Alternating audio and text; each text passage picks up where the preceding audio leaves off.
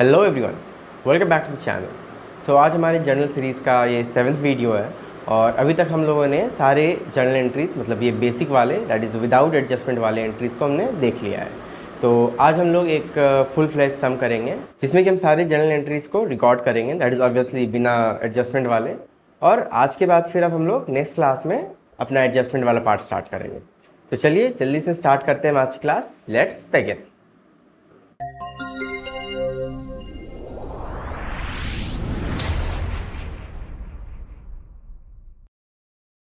तो अभी तक हमने जितने भी कंसेप्ट देखे हैं उन सब से रिलेटेड कुछ क्वेश्चंस हैं आपकी स्क्रीन पे जिसे कि अभी हम सॉल्व करेंगे मतलब रिकॉर्ड करेंगे जर्नल एंट्रीज पे। ठीक है, चलिए तो देख लेते हैं। तो क्या है, सबसे पहला started business with cash, like जो बेसिक एंट्री होता है बिजनेस स्टार्ट होने पे। उसके बाद क्या है, बैंक अकाउंट खुला है, purchase goods for cash, purchase goods from Ramesh. तो अभी ये क्या है आपका, यहाँ पे क्लियरली बोल रहा है कि कैश में, तो कैश एंट्री है, परचेज गुड्स फ्रॉम रमेश और अमाउंट दिया हुआ है। तो अब यहाँ पे क्या है, कैश नहीं लिखा है और यहाँ पे क्रेडिटर का नाम रमेश लिख दिया है, मतलब कि ये क्रेडिट एंट्री है। ठीक है, मतलब क्रेडिट ट्रांजेक्शन है। उसके बाद फिर क्या बोल रहा है, सोल्ड गुड्स फॉर कैश, ये भी क्लियर है कि कैश में हम सेल कर रहे हैं। फिर क्या है, सोल्ड गुड्स ऑन क्रेडिट, ये भी चलो स्पेसिफाई कर दिया है कि क्रेडिट ट्रांजेक्शन है। उसके बाद हम लोग रेंट पे कर रहे हैं, सैलरी पे कर रहे हैं, तो ये सब हमारा एक्सपेंसेस हो गया। फिर क्या है, receive cash from Suresh, sold goods on credit to Suresh 12,000, ये वाला जो एंट्री है इससे ही अब जो है सुरेश जो है हमें 10,000 रुपीज़ पे कर रहा है, इससे हम लोग कैश रिसीव किए। फिर क्या है, paid to Ramesh 12,000, withdraw cash for personal use. फिर हम लोग गुड्स रिटर्न किए, मतलब सेल रिटर्न, परचेज रिटर्न। और एसेट खरीदे, लाइक ये कंप्यूटर हमारा क्या हुआ है, एसेट हुआ। फिर कुछ क्वेश्चंस है like related to trade discount and cash discount. उसके बाद फिर फुल सेटलमेंट का भी क्वेश्चन है, आपका बैड डेट्स का भी क्वेश्चन है, बैड डेट्स रिकवर्ड का भी क्वेश्चन है। बस, और लास्टली रिसीव चेक फ्रॉम अंकित 1,000। तो मतलब कि आपका ये पूरा एक महीने का लाइक फ्रॉम 1 जून से लेके लास्ट डे ऑफ जून तक का पूरा ट्रांजेक्शन इसमें दिया हुआ है। तो जल्दी से अब हमें क्या करना है, जर्नल एंट्री रिकॉर्ड करना है। ठीक है, तो चलिए स्टार्ट करते हैं। तो सबसे पहले तो हमारा जो फॉर्मेट है जर्नल का यही हो जाएगा, लाइक ऊपर में हम लोग यहाँ पे लिख सकते हैं। तो सबसे पहले हम लोग यहाँ पे लिख देते हैं जर्नल, लाइक ये हमारा बुक ऑफ प्राइमरी एंट्री है, सबसे पहले हम लोग यही रिकॉर्ड करते हैं। So coming to the format, यहाँ पे सबसे पहले हो जाएगा डेट, उसके बाद हो जाएगा particulars, ledger folio that is LF, उसके बाद अमाउंट, ऑब्वियसली ये डेबिट वाला हुआ, और अमाउंट ये हमारा क्रेडिट वाला। ठीक है, तो चलिए देखते हैं। तो सबसे पहला क्वेश्चन है, ऑन द डे ऑफ 1 जून, 1 जून को है started business with cash, 1st, 3rd, 4th, 5th। Okay, तो 1 जून को है, 1 जून ईयर यहाँ पे ऊपर में कॉमन लिख देते हैं, 25 को हमारा एंट्री क्या है, स्टार्टेड बिजनेस विथ कैश। तो अब क्या हो रहा है, हमारे बिजनेस में कैश आ रहा है और हमारा कैपिटल इंक्रीज कर रहा है। तो एंट्री क्या हो जाएगा, cash account DR to capital account. तो अब यहाँ पे क्या हो रहा है, कैश हमारा एसेट है तो एसेट इंक्रीज हो रहा है तो डेबिट, और कैपिटल इंक्रीज हो रहा है तो क्रेडिट। और अमाउंट कितना है आपका, 1,00,000 रुपीज़। तो चलिए इसको लिख देते हैं। और यहाँ पे नरेशन क्या हो जाएगा, being started business with cash. ठीक है, या बाय इंट्रोड्यूसिंग कैश। उसके बाद फिर आपका जून 3rd का एंट्री है, open bank account with SBI and deposited rupees 60,000, sorry 50,000। सो अब यहाँ पे क्या हो रहा है, हमारा बैंक अकाउंट डेबिट हो रहा है, मतलब बैंक अकाउंट में पैसा बढ़ रहा है और हमारे बिजनेस के ड्रॉवर से पैसा घट रहा है।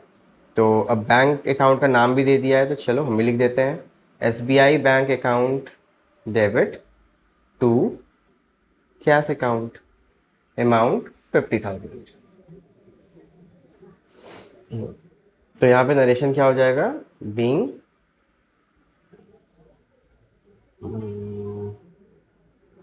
New bank account opened with SBI and deposited 50,000 cash.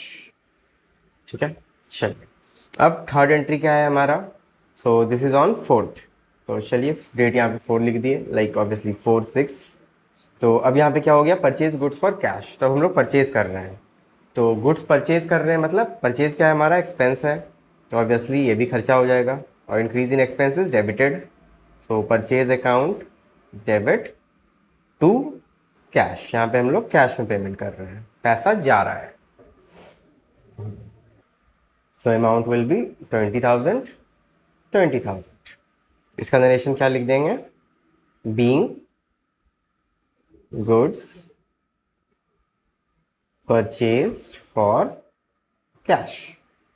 ठीक है, उसके बाद नेक्स्ट ट्रांजेक्शन है आपका फिफ्थ ऑफ जून। तो यहाँ पे अब क्या है, purchase goods from Ramesh worth 50,000। तो जैसा कि मैंने पहले भी बोला, अब यहाँ पे क्या हो रहा है कि रमेश से हम खरीद रहे हैं, कैश का कोई जिक्र नहीं है, लेकिन रमेश का नाम है, मतलब रमेश कौन हुआ, हमारा क्रेडिटर हुआ। तो क्या एंट्री करेंगे, परचेज्ड अकाउंट DR, खर्चा तो हो रहा है, एक्सपेंसेस हो रहा है, टू, अब क्या है, पेमेंट नहीं कर रहे हैं, कैश नहीं जा रहा है, तो क्या हो रहा है, टू लाइबिलिटी अराइज हो रहा है, लाइबिलिटी इंक्रीज हो रहा है। सो यहाँ पे टू क्रेडिटर या फिर जो भी नाम है उसका वो लिख देंगे, to Ramesh account. So amount यहाँ पे हो जाएगा अगेन 50,000, और क्या लिखेंगे, being goods purchased from Ramesh on credit. ठीक है, चलिए now the next transaction is on 6 June. तो 6 जून को अब क्या होगा, सोल्ड गुड्स फॉर कैश। तो अब कैश पे हम लोग सेल कर रहे हैं, तो ऑब्वियसली कैश तो हमारे बिजनेस में आएगा, cash account DR to sales account. Sales क्या है, हमारा एक तरह का रेवेन्यू है, तो increase in revenue will be credited. So the amount will be कितना है, 20,000 है ना, 20,000, 20,000, 20,000 being goods sold for cash. ठीक है, तो ये सारे एंट्रीज हम लोग ऑलरेडी देखे हुए हैं, सो आप लोग को कोई समझने में दिक्कत तो नहीं हो रहा होगा मेरे ख्याल से। तो चलिए अब नेक्स्ट एंट्री देख लेते हैं 7th का। तो 7th का एंट्री है क्या, good sold on credit to Suresh. Again Suresh को बेच रहे हैं। तो अब यहाँ पे क्या हो रहा है, लाइक 6 में क्या था, कैश आ रहा था ये वाले में, लेकिन अब यहाँ पे क्या है कि कैश नहीं आ रहा है, तो कौन होगा, डेटर का वैल्यू बढ़ जाएगा। डेटर का यहाँ पे नाम क्या दिया हुआ है, सुरेश है, सॉरी। तो डेटर, ओके चलो यहाँ पे सुरेश ही लिख देते हैं, like Suresh account DR to sales account, and the amount will be 12,000। तो इसका नरेशन क्या हो जाएगा, being goods sold on credit to, sorry Naresh नहीं, टू सुरेश। ओके, अब इसके बाद क्या है, 8 और 10th को। तो इसमें क्या हो रहा है, हम लोग एक्सपेंसेस पे कर रहे हैं, लाइक आप देख सकते हो रेंट है और सैलरी है। तो अब यहाँ पे क्या है ना, हम लोग 2 एंट्री पास कर सकते हैं, मतलब एक तो हम लोग ऑब्वियसली रेंट और सैलरी दोनों को क्या करेंगे, डेबिट करेंगे, क्योंकि एक्सपेंस है, और पेमेंट हमारा कैश या बैंक में हो जाएगा। बट अगर हम, और ऐसे क्या है ना, यहाँ पे देखो डेट अलग है, लाइक एक 8 को हो रहा है और एक 10 को हो रहा है, तो जनरली क्या है, अलग अलग दिन हो रहा है, तो हम लोग अलग अलग एंट्री पास करेंगे। ठीक है, सो एंट्री क्या हो जाएगा, rent account DR to cash account. Narration में क्या हो जाएगा, बीइंग रेंट पेड। उसके बाद फिर क्या है, मान लो 10th को हम लोग पे कर रहे हैं सैलरी, तो यहाँ पे क्या होगा, सैलरी अकाउंट DR टू, मान लो यहाँ पे हम लोग बैंक से पे कर देते हैं, अकाउंट में पैसा जाता है, तो यहाँ पे क्या हो जाएगा, टू बैंक अकाउंट, मतलब ऑब्वियसली यहाँ पे हम लोग को SBI बैंक अकाउंट लिखना चाहिए, क्योंकि हम लोग शुरू से SBI यूज़ कर रहे हैं। एक हमारे SBI बैंक अकाउंट से सैलरी का हम लोग पेमेंट कर रहे हैं। ठीक है, तो यहाँ पे अब अमाउंट क्या है, 5,000, और यहाँ पे है 15,000। तो अब देखो, जैसे कि हम लोग जब नॉर्मल एंट्री पढ़ रहे थे तब मैंने ये नहीं बताया था, तो नॉर्मल एंट्री या सिंपल एंट्री, उसमें क्या होता है, एक डेबिट होता है, एक क्रेडिट होता है। बट मेनी टाइम्स क्या होता है ना कि एक डेबिट होता है और मल्टीपल क्रेडिट हो सकता है, या मल्टीपल डेबिट हो सकता है उसके बदले में एक क्रेडिट हो सकता है, या कॉम्बिनेशन ऑफ बोथ। तो उसको हम लोग क्या बोलते हैं, कंपाउंड एंट्री। तो चलो ये हम लोग एक अलग से एग्जाम्पल ले लेते हैं, लाइक इसे मैं अलग कलर से लिख देता हूँ। जैसे कि यहाँ पे 8 और 10 ये दोनों ट्रांजेक्शन को अगर हम एक में मर्ज कर दें तो क्या बन जाएगा, एक बन जाएगा हमारा कंपाउंड एंट्री। देखते हैं कैसा होता है ये कंपाउंड एंट्री। कंपाउंड एंट्री तो क्या है ये, यहाँ पे हम लोग लिखेंगे rent account DR, salary account DR। अब यहाँ पे क्या है ना, 8 और 10 में हम लोग क्या किए थे, ऊपर में कैश में पे किए थे, नीचे बैंक में पे किए थे। तो चलो अभी हम लोग मान के चलते हैं कि हम लोग दोनों पेमेंट बैंक से ही कर रहे हैं, चेक ही दे रहे हैं, ठीक है, दोनों को। तो अब यहाँ पे क्या करेंगे, rent account DR, salary account DR, और सीधा सीधी टू SBI बैंक अकाउंट। और अमाउंट क्या हो जाएगा, 5,000, 15,000 और इधर टोटल 20,000। सो दिस एंट्री, ये जो हम लोग कर रहे हैं, ये जो किए, इसको हम लोग क्या बोलते हैं, कंपाउंड एंट्री। और इसका नरेशन क्या लिख देंगे, being payment for rent and salary made by issue of cheque. ठीक है, चलिए अब नेक्स्ट देखते हैं। सो नेक्स्ट है हमारा नॉर्मल ट्रांजेक्शन, लाइक ये है 11 जून 25। तो अब इस दिन क्या हो रहा है, रिसीव्ड कैश फ्रॉम सुरेश 10,000। तो अब ये सुरेश कौन था, लाइक देख सकते हो आप, ये सुरेश जो है हमने इससे पहले ये सुरेश यहाँ पे है। ये सुरेश जो है, इससे हम लोग पहले ट्रांजेक्शन कर चुके हैं, और क्या किए हैं हम लोग, उसको सेल किए हैं। तो क्रेडिट सेल किए थे, तो अब ये सुरेश जो है हमें पैसा दे रहा है। तो ठीक है भाई, चलो क्या करेंगे अब, सुरेश पैसा दे रहा है, कैश में दे रहा है, तो हमारे पास क्या आएगा, cash account DR to Suresh account. और कौन है ये सुरेश, क्योंकि ये हमारा टाइप ऑफ डेटर है, तो इसको हम लोग क्रेडिट कर रहे हैं, क्योंकि पैसे आने के साथ हमारे डेटर का वैल्यू घट जा रहा है। So increase in asset cash is debited and decrease in debtor that is Suresh is credited. तो इसका क्या अमाउंट है, 10,000। नरेशन हो जाएगा, being payment made by Suresh for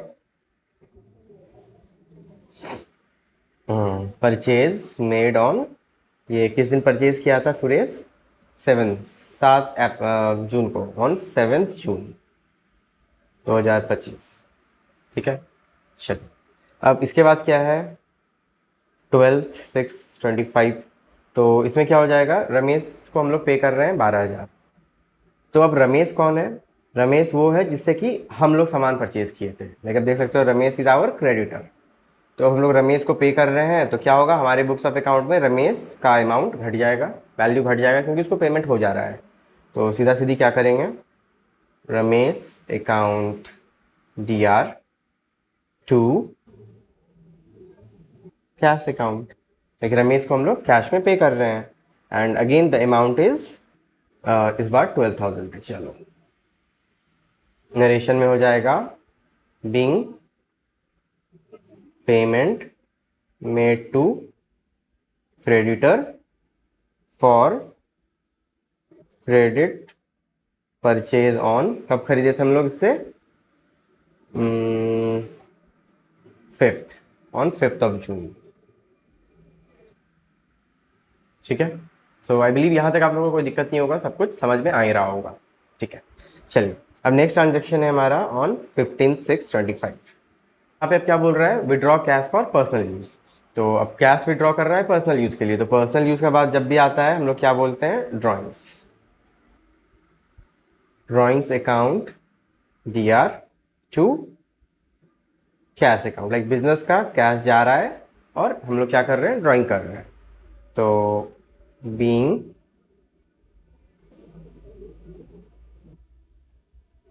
amount नहीं, यहाँ पे कैश ही कर देते हैं, in cash withdrew bye owner. So the amount will be ₹3000। ठीक है, चलिए। उसके बाद नेक्स्ट है हमारा on the date of 16th। तो अब क्या हो रहा है, goods return to Ramesh 1000। Ramesh से जो हम लोग सामान खरीदे थे उसको अब हम लोग रिटर्न कर रहे हैं। तो रिटर्न कर रहे हैं तो क्या हो जाएगा, परचेज रिटर्न हो जाएगा, और सामान मिलेगा किसको, रमेश को मिल जाएगा। तो Ramesh account DR to purchase return account, amount 1000। Narration में being goods return to Ramesh. ठीक है, चलिए। Now the next question is 17/6/25। तो अब इस दिन क्या हो रहा है, इस दिन क्या है कि जो हमने सुरेश को बेचा था वो अब हमें कुछ रिटर्न कर रहा है। तो ठीक है, अब हमें रिटर्न कर रहा है तो क्या हो जाएगा, sales return.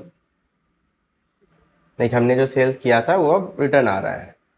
Sales return account DR to, करने वाले का नाम क्या है, सुरेश, टू सुरेश अकाउंट, और अमाउंट विल बी 750। अच्छा, तो अब एक बात बताओ, यहाँ पे सेल क्या होता है, हमारा इनकम होता है, रेवेन्यू होता है। तो जब भी सेल रेवेन्यू होता है तो इंक्रीज इन रेवेन्यू को हम लोग क्रेडिट करते हैं। तो सेल रिटर्न क्या हो रहा है हमारा, क्या ये एक तरह का एक्सपेंस है जो हम लोग डेबिट कर दिए, नहीं। ये क्या है, ये हमारा डिक्रीज इन रेवेन्यू है। जैसे कि सेल के इंक्रीज होने से इंक्रीज इन रेवेन्यू होता है, वैसे ही कुछ सेल रिटर्न हो गया तो ये यहाँ पे क्या हो गया कि हमारा रेवेन्यू जो है ये डिक्रीज हो गया। तो दैट्स वाई इसको हम लोग डेबिट कर दिए हैं। सो आई बिलीव ये वाला भी क्लियर हो गया होगा आप लोग को। being goods returned by Suresh. ठीक है, चलिए। उसके बाद अब नेक्स्ट है हमारा ऑन द डेट ऑफ 18/6/25। तो अब 18 को क्या हो रहा है, brought computer for office use. तो अब यहाँ पे बोल रहा है ऑफिस यूज़ के लिए कंप्यूटर लाया और कुछ लिखा नहीं है, तो ऑब्वियसली कैश ट्रांजेक्शन ही होगा।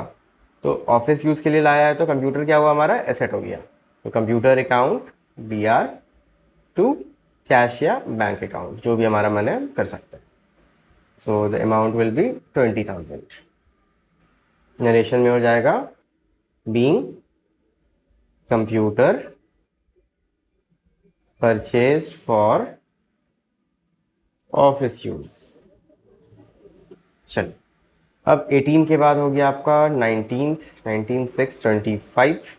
तो अब इस दिन क्या हो रहा है, purchase goods worth 10,000 from Mohan with 10% trade discount. तो अब हम लोग मोहन से खरीद रहे हैं 10% ट्रेड डिस्काउंट पे, मतलब क्रेडिट पे खरीद रहे हैं, वो भी 10% ट्रेड डिस्काउंट पे।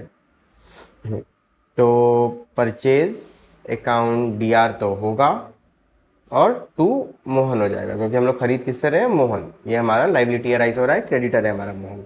Now coming to the amount, यहाँ पे क्या बोल रहा है, 10% ट्रेड डिस्काउंट। तो ऑब्वियसली अमाउंट यहाँ पे दिया हुआ है 10,000, तो 10,000 का 10% 1,000 हो गया। तो वो जो डिस्काउंट हम लोग दे रहे हैं, ट्रेड डिस्काउंट, उसको हम लोग रिकॉर्ड नहीं करेंगे, क्योंकि इसका ये कोई डॉक्यूमेंट्स पे निगोशिएशन नहीं हो रहा है, ये ओरली हो रहा है। सो नो प्रूफ, मतलब इसको रिकॉर्ड करने का कोई ज़रूरत ही नहीं है।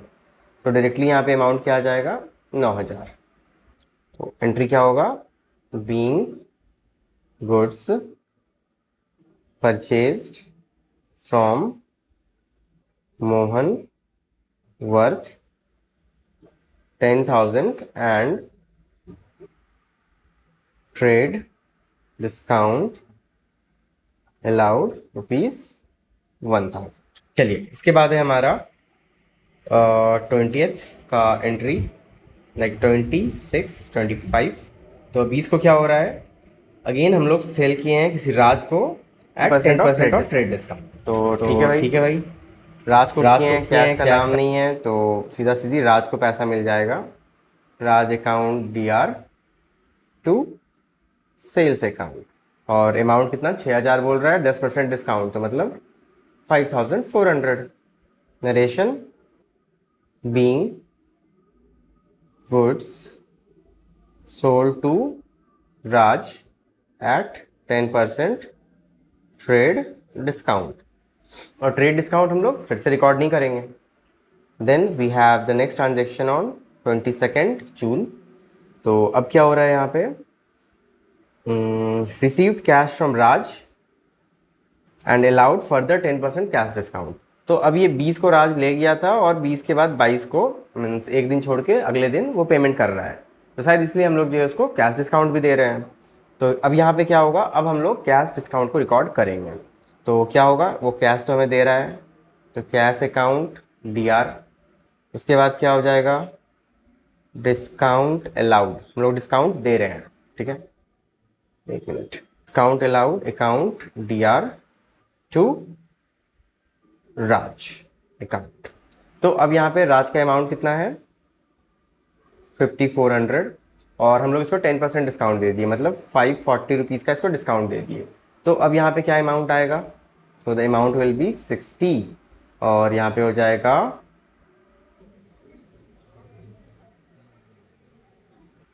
8 और इधर हो जाएगा 4, सो इट विल बी 4860, ठीक है। चलिए, so being payment made by Raj and further cash discount of 10% allowed, ठीक है, ये हो गया। उसके बाद नेक्स्ट है हमारा 23rd का। तो 23rd को क्या एंट्री हो रहा है, received 9000 from Ankit in full settlement of his account 11,000। अच्छा, तो अब यहाँ पे क्या है, किसी अंकित से हम लोग को पैसा मिल रहा है और उसका अकाउंट बैलेंस रिफ्लेक्ट कर रहा है 11,000, लेकिन वो फुल एंड फाइनल सेटलमेंट कर रहा है 9,000 पे। तो क्या एंट्री करेंगे हम लोग, पैसा तो आ रहा है, cash account DR to Ankit account, और अंकित अकाउंट का बैलेंस है 11,000, हाउएवर वो पे कर रहा है सिर्फ 9,000। तो अब जो यहाँ पे डिफरेंस आ रहा है वो यहाँ पे क्या हो जाएगा, डिस्काउंट अलाउड अकाउंट DR 2000, क्योंकि हम लोग डिस्काउंट दे रहे हैं तो ऑब्वियसली हमारे लिए एक्सपेंसिव तो होगा ना। तो यहाँ पे अगेन नरेशन हो जाएगा, बीइंग कैश, या हम कह सकते हैं being payment received from Ankit 9,000 in full settlement of his account, ठीक है। चलिए, अब उसके बाद है नेक्स्ट ट्रांजेक्शन 24/6/25। सो अब क्या हो रहा है, debtor worth 2500 turn out to be bad, मतलब क्या हो, यहाँ पे बैड डेट्स का बात हो रहा है। तो बैड डेट्स क्या है, ये हमारे लिए एक तरह का एक्सपेंस है। तो bad debts account DR to cash नहीं होगा, सॉरी गलती से लिखा गया, टू डेटर, जो भी हमारे डेटर्स हैं उनका वैल्यू घट जाएगा क्योंकि वो they turn out to be a bad. तो the amount will be 2500 being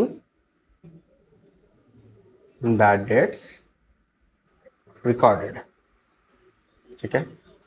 Then we have entry for 25th. Sohan, a debtor worth 20,000 become insolvent and 40 पैसे in a rupee was recovered from his state. तो अब क्या है, सोहन है जो कि हमारा एक डेटर है। तो ये क्या है, पेमेंट तो नहीं कर रहा है, मतलब बैड डेट्स तो हो रहा है लेकिन पार्शियल बैड डेट्स हो रहा है क्योंकि कुछ पैसा हम लोग रिकवर कर रहे हैं। तो जो पैसा रिकवर कर रहे हैं उसका क्या एंट्री हो जाएगा, एक ऑब्वियसली यहाँ पे कैश तो आएगा, कैश अकाउंट DR, और कुछ पैसा हमारा बैड डेट भी हो रहा है तो बैड डेट अकाउंट भी हम लोग DR कर देंगे, और टू यहाँ पे नाम क्या है, सोहन, टू सोहन अकाउंट, ठीक है। तो अब यहाँ पे सोहन का अकाउंट का बैलेंस क्या था, 20,000, ठीक है। और यहाँ पे क्या बोल रहा है, 40 पैसे इन रुपीज़ रिकवर्ड, मतलब कि 40%। सो यहाँ पे 8,000 कैश आ रहा है और बाकी 12,000 क्या है, ये हमारा बैड डेट्स हो जा रहा है। So entry will be being partial bad debt recovered from Sohan who is a debtor, ठीक है। चलिए, now coming to the 28, 28/6/25। इस दिन क्या हुआ था? Receive 500 from Rahul previously return of. तो ये क्वेश्चन तो और भी क्लियर है कि अब हम लोग को पैसा मिल रहा है राहुल से जो कि पिछले साल ही राइट ऑफ हो गया है, तो अब तो उसके नाम से कोई लेना देना है नहीं अपने को। तो क्या हो रहा है? कैश आ रहा है। Cash account DR 2, bad debts, recovered account, amount हो जाएगा 500 being previously return, bad debts, recovered. ठीक है, चलिए। Now the last entry for 30 जून 2025 क्या होगा यहाँ पे? रिसीव चेक फ्रॉम अंकित ₹1000। सो चलो, चेक आ रहा है मतलब बैंक से कुछ पैसा, मतलब बैंक में पैसा आ रहा है। So bank account DR 2 Ankit account, amount will B 1000। ठीक है।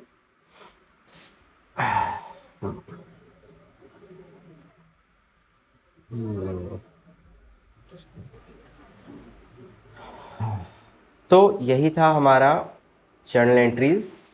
जितने भी ट्रांजेक्शन थे सभी के लिए हमने जर्नल एंट्री पास किया। और obviously now coming to the format, अगर हम लोग जैसे जर्नल एंट्री पास कर रहे हैं तो आप इन ये पार्टिकुलर वाले कॉलम में हर जगह हम लोग यहाँ पे ऐसे करके हर ट्रांजेक्शन के बीच में लाइन दे सकते हैं, like obviously after the narration. और जस्ट मेक श्योर कि ये लाइन जो है ना अमाउंट वाले कॉलम में इधर एंटर ना करे, या आपके डेट वाले कॉलम में नहीं। बहुत कोई क्या है ना एकदम एक्सेल की तरह सीट बना देता है, वैसा नहीं करना है, बस हर ट्रांजेक्शन के बीच में एक लाइन दे देना है। सो इस तरह से हम लोग इसको कर सकते हैं।